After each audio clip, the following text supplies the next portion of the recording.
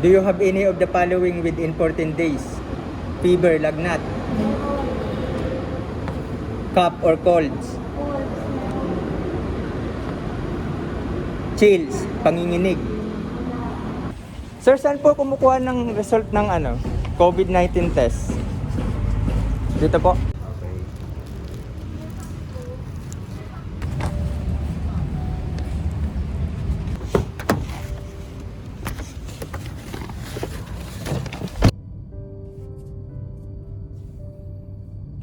So, yun nga.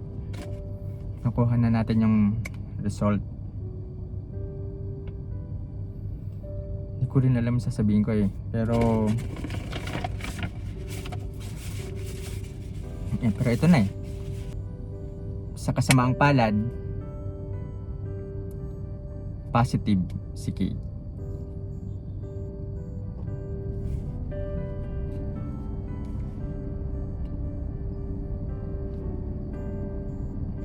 Ayun.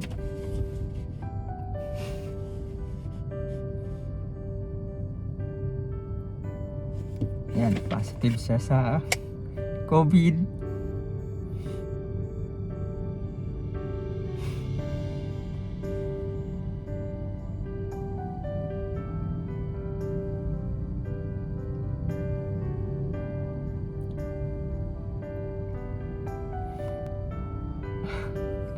Medyo mahirap kasi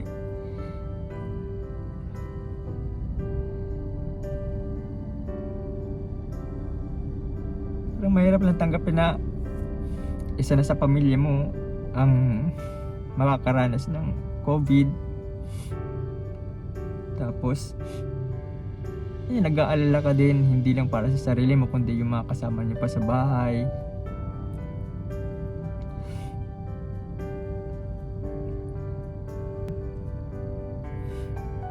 Yan, possibly kasi nahawa si Khaye sa trabaho niya din kasi isa siyang nurse, most especially nasa isa siyang COVID-19 facility. Dahil din sa trabaho niya na ma-save yung iba para sa COVID. Yan, kasama palad. Yan, tinamaan din siya. Yan, pinagdarasal na lang natin na sana hindi lumala. Sana yan, maging okay din ang lahat. So, mas doble ingat na ngayon kasi yung dati napapanood mo lang sa TV na dumadami na yung COVID-19 dito sa Pilipinas, mas lumapit sa'yo yung sakit. So, kailangan alagaan. So, hindi lang para sa sarili mo, kundi din sa community. Kaya yun, so nakaka-relate din ako dun sa pamilya ng iba pang mga, lalo na mga frontliners na na-expose sa COVID tapos nagkasakit. So, nakaka-relate din ako sa pamilya nila sa pag-aalala.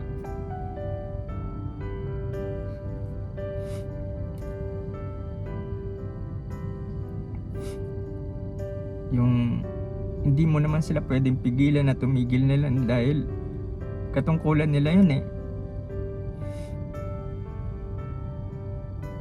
Yan, tungkulin nilang magligtas o tumulong sa bayan. Yun, kailangan na lang magdasal, magtiwala na sana hindi na kumalat at sana gumaling na.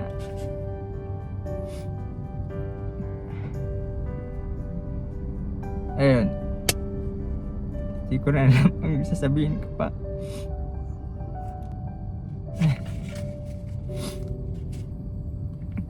Kaya ingat sa lahat, mag-ingat.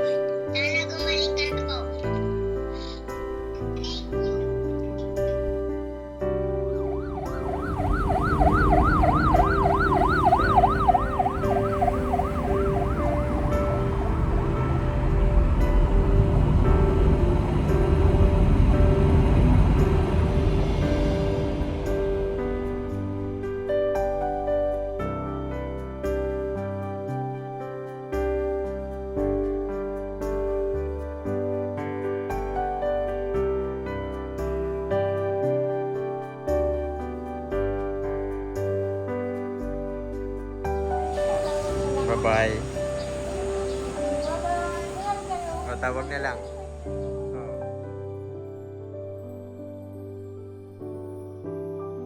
Walang hangin dito kahit. Walang hangin dito kahit may puno. Hipan ko.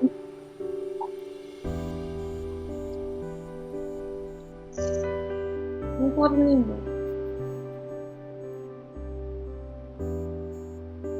Ang pangit mo. Our Father. Tapos lagi nagmamahalan.